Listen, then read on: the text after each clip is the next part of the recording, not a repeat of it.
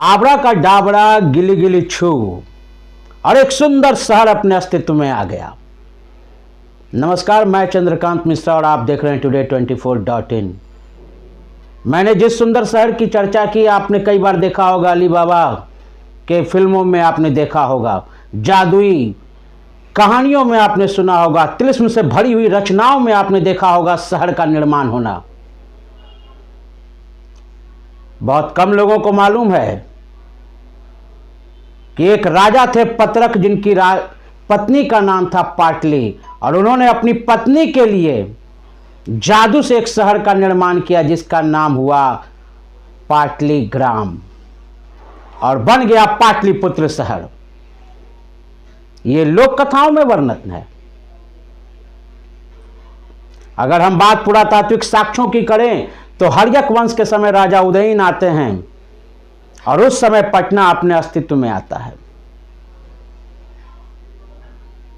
राजा उदयन हर्यक वंश के राजा थे जिन्होंने पटना शहर को बनाया। ऐसे ही ये पटना शहर नहीं है। आपको जान के थोड़ी आश्चर्य होगी, PATNA पृथ्वी, अग्नि, त्रिशूल, नाग, आकाश मिसाइल है भारत का, और पटना के नाम में भी है। ये संजोग है। हर्यक वंश के ही राजा अजातशत्रु भी थे। वैशाली से उन्होंने अपनी राजधानी पाटलिपुत्र की और गंगा के तट पर तब से लेकर के आज तक ये शहर अपने ऐतिहासिक धरोहर को बचाए रखा है। बड़ी कृपा रही है ऊपर वाले की इस शहर पर। गौतम बुद्ध भी अपने अंतिम दिनों में इस शहर का भ्रमण किए थे और उन्होंने कहा था कि बहुत ही सुंदर शहर है पटना, लेकिन बाढ़, आग और आपसी झगड़े के कारण एक दिन यह समाप्त हो जाएगा। यह कथन भगवान बुद्ध का था। आगे बढ़ते गए तो कहानियों में कई कहानी पटना से मिलेगी। मौर्य काल की बात हो, चाणक्य की बात हो, अर्थशास्त्र की बात हो। चाणक्य की गुफा आज भी पटना सिटी में। अर्थशास्त्र की बात हो, चंद्रगुप्त मौर्य की बात हो, उनके प्रशासन की बात हो, सम्राट अशोक की बात हो। सिंघल अनुश्रुति में इस बात का वर्णन है कि कदम कुआं में जो कुआं स्थित है, उस कुआं में सम्राट अशोक ने अपने 99 भाई रिश्तेदारों का गर्दन काट के डाला है। ये पटना का पौराणिक है स्थिति। मेगास्थनीज ने अपने इंडिका में लिखा है, पाटलिपुत्र का वर्णन किया है। फाहियान ने बताया है कि बहुत ही सुंदर शहर है। पटना की स्थिति के बारे में अकबर भी, जी हाँ, मध्यकाल की बात कर रहा हूं मैं, अकबर भी पटना पहुंचे हैं अबुल फजल को लेकर। और अबुल फजल ने लिखा है कि पटना एक व्यापारिक केंद्र है जहां कागज और शीशों का उद्योग होता था। बड़ा व्यापारिक केंद्र माना जाता था।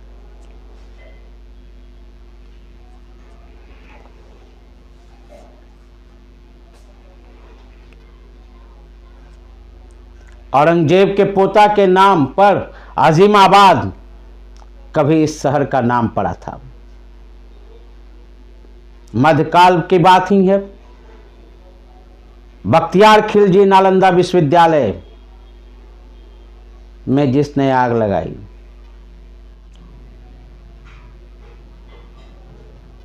तो शेर शाह सूरी बिहार शरीफ से पटना अपनी राजधानी शिफ्ट कर रहा है। इतनी बातें पटना के लिए क्यों? माहौल है। हर जगह शोर चुनाव प्रचार के रूप में सुनाई दे रहा है। डुगडुगी बज चुकी चुनाव की। मेयर का चुनाव, उप मेयर का चुनाव, वार्ड पार्षद का चुनाव, उम्मीदवारों की लाइन लगी हुई है। पटना वालों को पहले पटना भी तो जानना होगा, समझना होगा पटना को।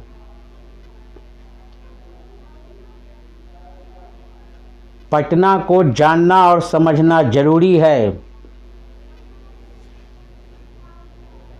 बंगाल के अधीन भी था कभी बिहार। 1912 में वो अलग हुआ, 1935 में फिर उड़ीसा अलग हुआ। उसके बावजूद भी पटना ही राजधानी रही। पहले के वीडियोस में भी हमने आपको बताया है कि पटना अखंड भारत की राजधानी रही थी। और 100-200 साल की बात नहीं, 400 साल की बात मैं कर रहा हूं। उस पटना में चुनाव का माहौल है।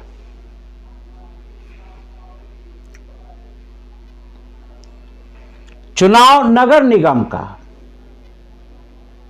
पटना नगर निगम। तो सबसे पहले भारत में 1687 में मद्रास नगर निगम की स्थापना हुई। यह बात जाननी होगी।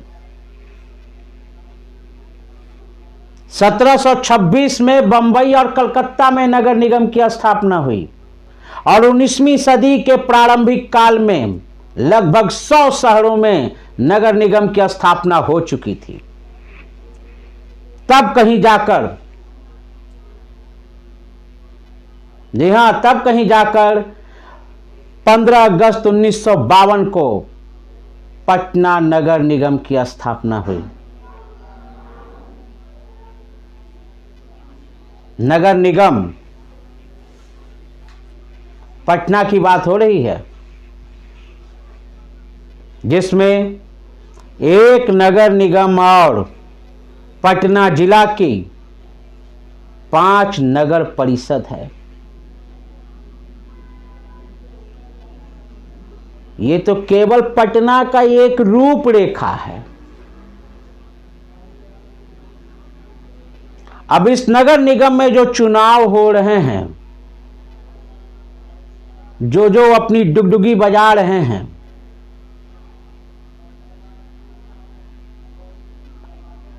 जो जो अपनी राजनीतिक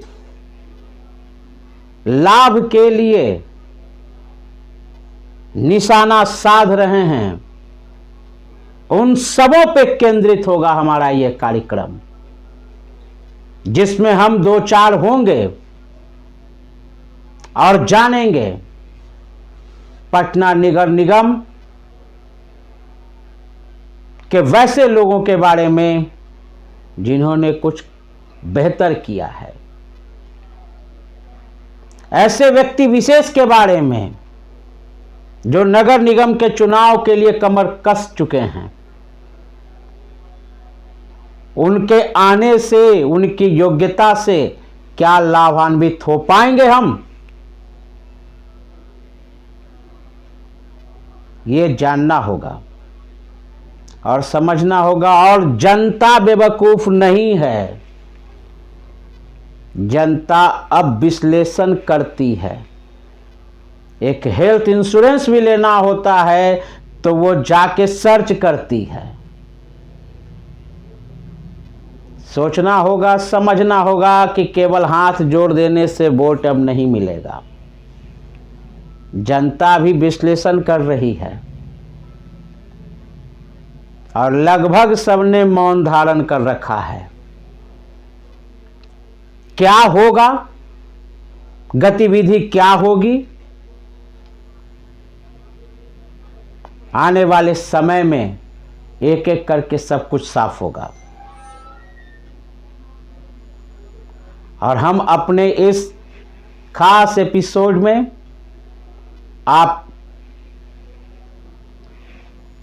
इस खास एपिसोड में हमारा ये प्रयास होगा कि हम कुछ व्यक्ति विशेषों के बारे में आपको अवगत करवाएं,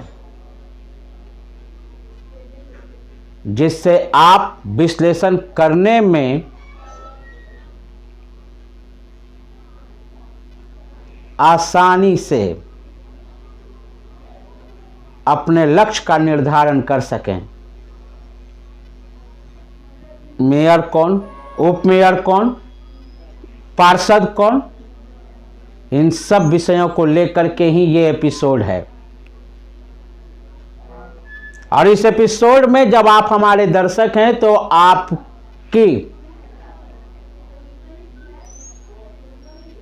आपके सुझाव की आवश्यकता भी है।